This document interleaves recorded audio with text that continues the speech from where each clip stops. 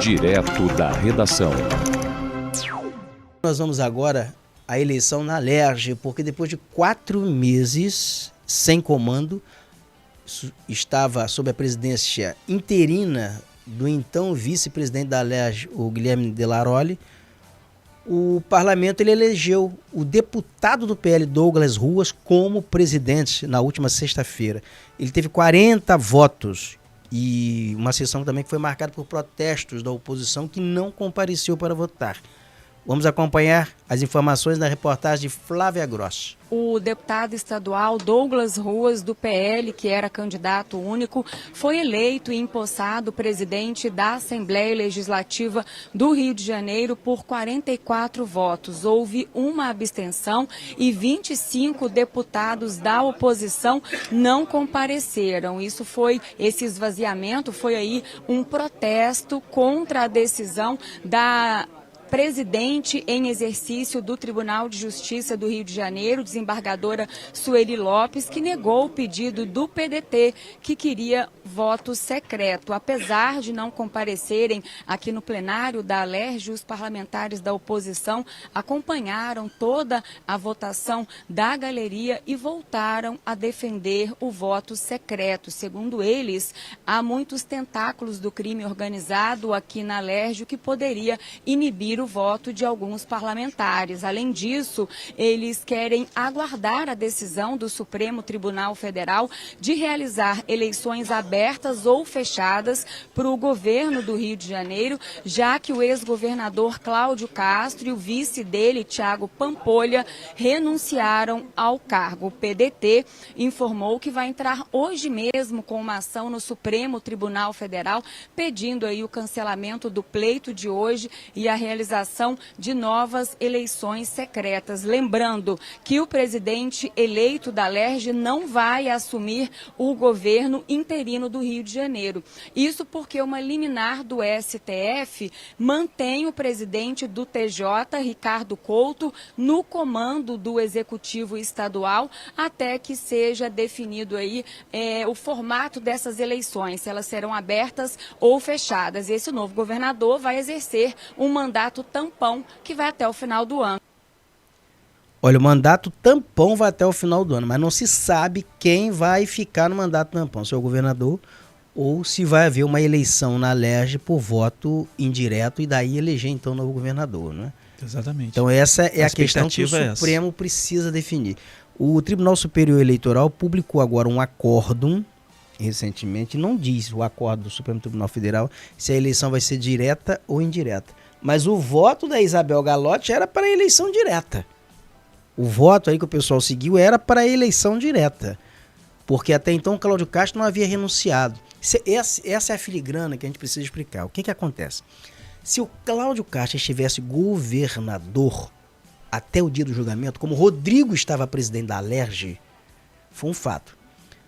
O Rodrigo, se ele renuncia à presidência da Alerj, o Douglas Ruas, o menino Delaroli, era presidente da Alerj, o rito seria diferente. Iria ser o governador inteiro. Então tinha todo um rito.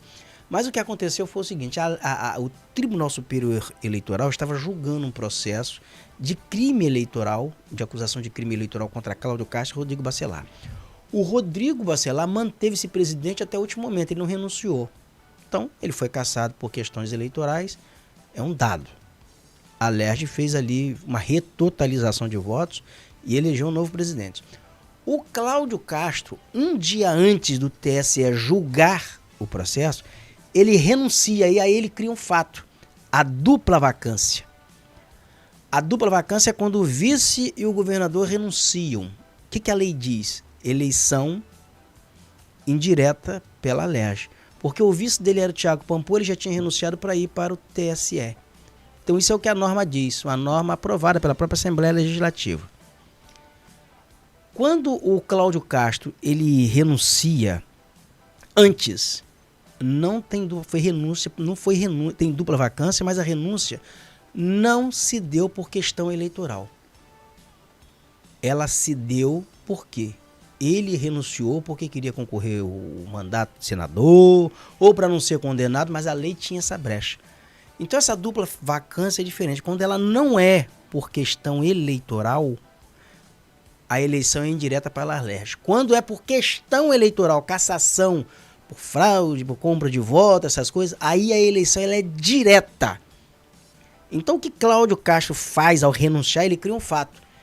Ele renuncia não por causas eleitorais, mas por outra razão. Então a causa eleitoral ela vem depois, a posteriori ao ato de renúncia dele. Então neste caso a eleição tinha que ser indireta, ou tem que ser indireta na Alerj.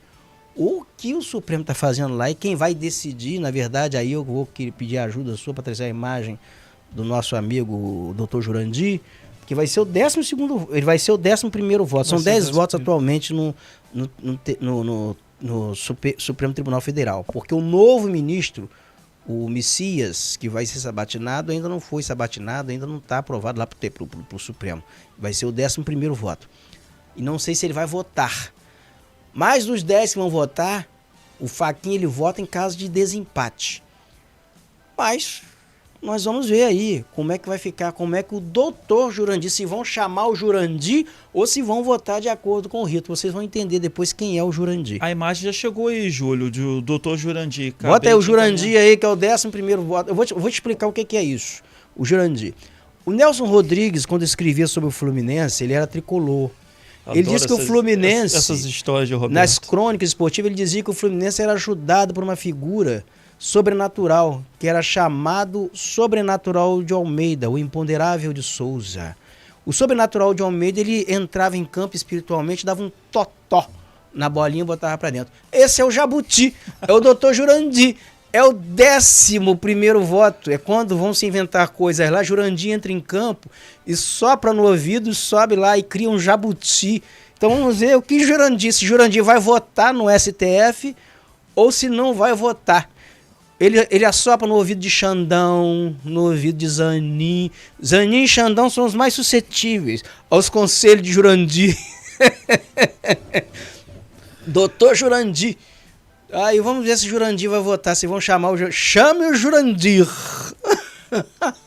Tá feita aí as imagens. Tá feita as imagens. Se o Fluminense tinha lá o Sobrenatural de Almeida, o Imponderável de Souza, o Supremo tem o doutor Jurandir, que sopra no ouvido, dá o totozinho, o que faz. Exato. É o Jabuti. Rima, Jabuti Jurandir.